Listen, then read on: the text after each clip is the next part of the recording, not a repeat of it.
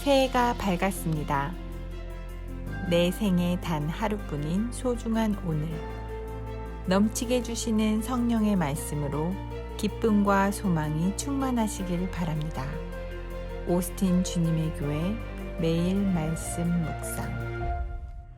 네, 매일 말씀 묵상. 오늘 우리에게 주시는 하나님 말씀은 빌립보서 1장 12절 한 절만 보도록 하겠습니다. 빌립보서 1장 12절입니다. 함께 읽겠습니다. 시작. 형제들아, 내가 당한 일이 도리어 복음 전파의 진전이 된 줄을 너희가 알기를 원하노라. 아멘. 네, 어제부터 빌립보서 말씀이 시작되었습니다. 바울 서신의 특징이라고 한다면 서신서의 이름에 있는 지명이 수신처가 된다라는 것입니다. 뭐 당연한 소리를 하시겠지만 바울 서신을 제외한 일반 서신서들을 보면 바울 서신과는 달리 편지를 보내는 장본인의 이름이 성서의 이름이 되는 것을 알 수 있습니다. 예를 들자면 베드로 전후서는 베드로 사도가 쓴 서신서가 되고요. 야고보서도 야고보 사도가 쓴 서신서가 됩니다. 그러나 바울 서신은 그와 반대입니다. 그러면 빌립보서라는 것은 당연히 이 편지를 쓰고 있는 송신인은 바울이 되는 것이고 수신처는 빌립보 교회가 된다라고 알면 되는 것이겠죠. 그 이유는 바울이 서신서를 한 권만 작성한 것이 아니기 때문에 그렇습니다. 바울은 총 13권의 서신서를 작성했는데요.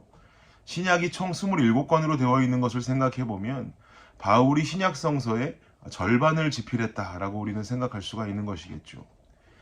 이 바울이 쓴 13권의 서신서 중에서 에베소서, 골로새서, 빌립보서, 빌레몬서 이런 4권의 책은 더 구체적으로 우리가 옥중서신이다라고 부릅니다. 단어가 가지고 있는 뜻 그대로 사도 바울이 감옥 안에서 이 4권의 서신서를 작성했습니다. 그래서 옥중서신이라고 부르는 거죠. 그럼 우리가 어제부터 함께 보고 있는 빌립보서를 쓰고 있는 바울의 현 상황도 함께 감옥에 있는 상황이다라는 것을 우리는 알 수 있습니다. 현재 로마 감옥에 있습니다. 3차 전도 여행을 마치고 예루살렘에서 체포가 된 바울은 결국 로마로 이송이 되죠. 얼마 전에 바울은 고린도 지역에서 잠시 머물면서 로마 교회를 향해 편지를 보내기를 내가 곧 로마에 갈 것이다. 그러니까 자신이 서바나 스페인으로 갈 것을 너희들이 좀 도와주면 좋겠다 라는 편지를 써서 보내기도 했었죠. 그게 로마서죠. 이후에 어찌되었든지 바울은 현재 로마로 들어왔습니다. 그러나 감옥에 갇혀서 재판날을 기다리고 있는 형편입니다. 바울은 현재 묶여 있습니다. 당시 바울이 있던 로마 감옥은 쇠사슬로 사람을 묶고 감옥 안에서 매질을 하고 죄수 취급하는 형태의 감옥은 아니었습니다. 그러나 마음대로 외부로 나갈 수는 없고요. 감금이 되어 있는 것은 맞습니다. 바울은 여행을 하면서 복음을 전했고 교회를 세워왔던 전도자였습니다. 이런 사역을 해오던 사람의 발목을 묶어버렸으니까 얼마나 답답하겠습니까? 그런데 바울은 오늘 본문으로 의외의 고백을 하고 있습니다. 오늘 본문이었던 12절 다시 한번 볼까요? 읽겠습니다. 시작. 형제들아, 내가 당한 일이 도리어 복음 전파의 진전이 된 줄을 너희가 알기를 원하노라. 아멘. 형제들아 라고 말하죠. 바울은 꼭 그의 서신서를 통해서 중요한 메시지를 전달하고 싶을 때 형제들아 라는 호칭을 자주 사용했습니다. 그러면 뒤에서 이어지는 메시지가 참 중요한 바울이 고백이 되겠구나라는 것을 알 수 있죠. 내가 당한 일이 어떤 일입니까? 현재 감옥에 갇혀있는 일을 말하는 것입니다. 내가 감옥에 갇혀있는 이 일이 도리어 복음 전파의 진전이 되고 있다라고 말합니다. 의외의 고백이죠. 감옥에 갇혀서 이도저도 할 수 없는 발목이 묶인 바울이 할 수 있는 고백의 모습이 아닙니다. 내가 풀려날 수 있게 당신들은 기도해 주십시오. 이곳은 지옥 같은 곳입니다. 내가 지금 복음을 전해야 되는데 답답해서 견디지를 못하겠습니다. 이런 고백이 어울리지 않겠냔 말이죠. 사랑하는 여러분, 한 인간은 감옥이라는 공간 안에 가둬둘 수 있을지 모르겠지만 전능하신 하나님의 역사는 감옥이라는 공간 안에 결코 가둘 수가 없습니다. 제 아무리 바울이라는 인간을 사슬로 묶고 매질을 하고 발에 쇠고랑을 채운다 할지라도 하나님께서 일하시면 이런 환경과 문제와 전혀 상관이 없는 줄 믿습니다. 바울이 움직이지 못하면 하나님은 일하시기 더욱 좋습니다. 하나님의 하나님 되심, 하나님의 전능하심을 세상에 보이시기 더 좋은 찬스이기 때문입니다. 12절 뒤에 이어지는 13절 말씀 보십시오. 제가 읽어드립니다. 이러므로 나의 매임이 그리스도 안에서 모든 시위대 안과 그 밖의 모든 사람에게 나타났으니. 바울은 감옥에 있으면서도 시위대, 즉 죄수들을 감독하고 관리하는 시위대원들에게 복음을 전했습니다. 또 바울은 자신이 갇힌 장소에서 밖으로 나갈 수는 없어도 찾아오는 사람들은 자유롭게 만날 수 있었습니다. 바울을 찾아오는 사람들에게 복음을 전하고 말씀을 가르쳤습니다. 이어지는 14절도 보십시오. 14절은 함께 읽을까요? 시작.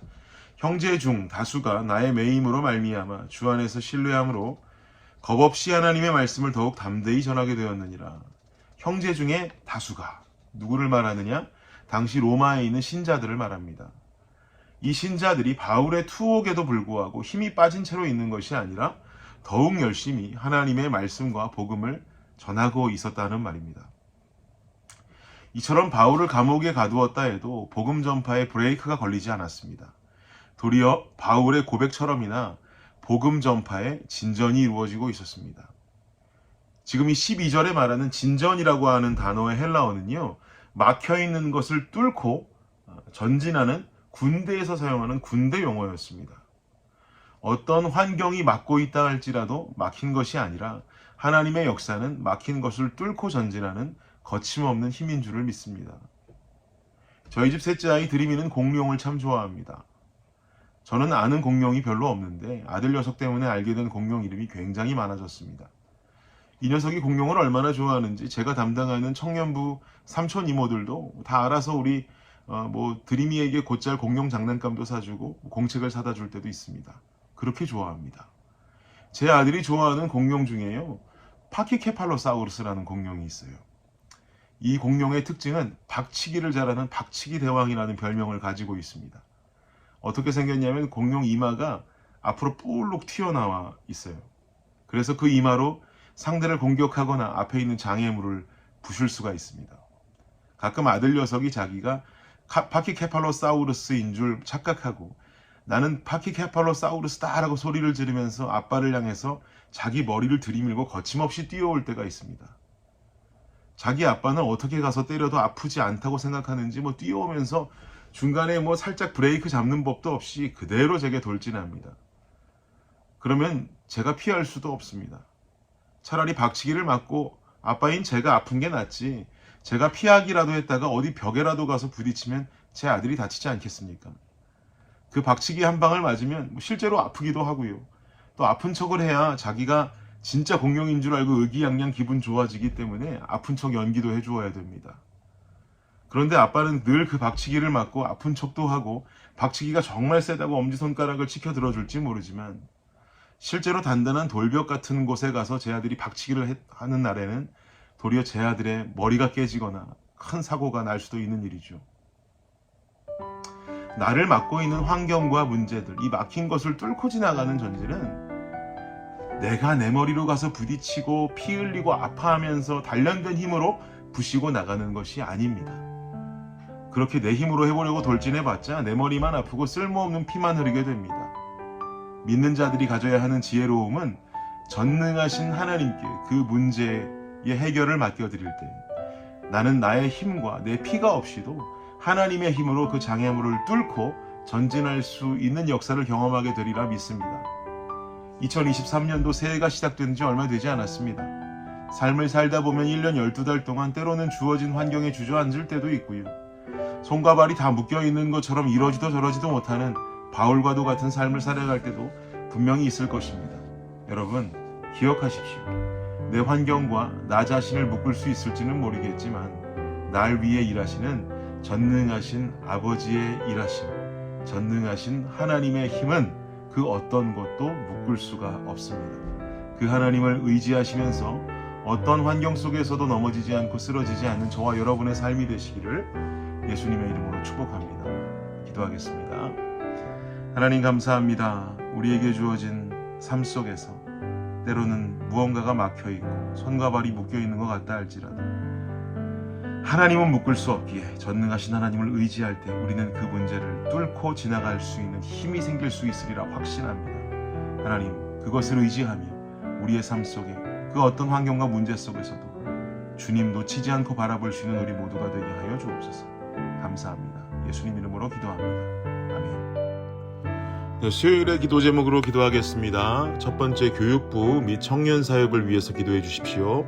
영아, 유아, 초등, 중고등부 교회 학교를 통해 어릴 때부터 복음을 만날 수 있도록, 대학부 청년부 EM 사역을 통해서 영적 부흥이 일어나도록. 두 번째는요, 구역 예배 위해서 기도해 주십시오. 구역장들이 예배를 성령 충만함으로 인도하도록, 구역장들이 섬김을 통해 각 개인이 은혜와 복을 받도록 기도해 주시기 바랍니다. 마지막으로 선교사님들을 위해서 기도하실 때 네팔의 윤성철 선교사님, 터키의 하상욱 선교사님, 캄보디아의 빈태국 선교사님의 사역을 위해서 함께 기도해 주시기를 바랍니다. 기도합니다.